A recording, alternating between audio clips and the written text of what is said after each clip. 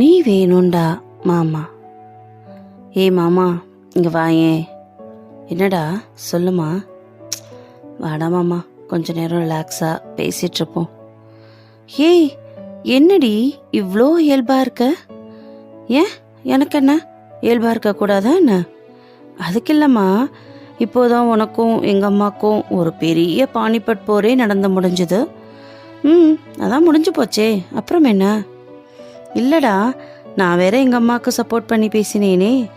சரி, அதுக்கு என்னடா இப்போ?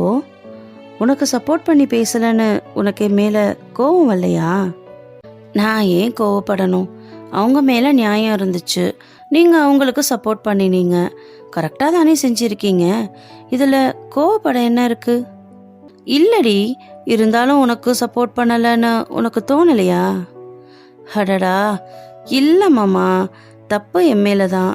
நான் கொஞ்சம் கோவப்பட்டு பேசியிருக்கக்கூடாது. எத்தனையோ தடவை என் பக்கம் நியாயம் இருக்கும்போது எனக்கு சப்போர்ட்டாக பேசியிருக்கீங்களே.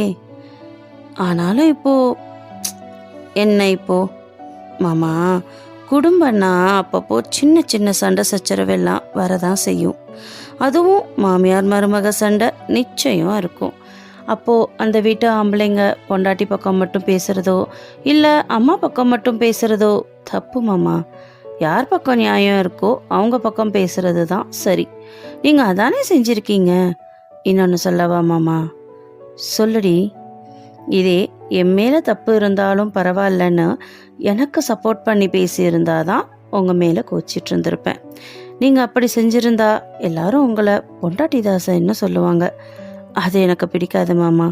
தராசு மாதிரி நியாயமாக நடுநிலையாக இருக்கீங்க பாருங்க, அதுதான் உங்ககிட்ட எனக்கு ரொம்ப பிடிக்கும். பொண்டாட்டி, என்னை ரொம்ப நல்லாவே புரிஞ்சு வச்சிருக்கடி. நீ எனக்கு கிடைச்சதெல்லாம் பெரிய வரம். ஐயா போதும் போதும் நிறுத்து மாமா. மாமா, இதே புரிதலோட நாம் சேர்ந்து வாழ நீ வேணும்டா மாமா.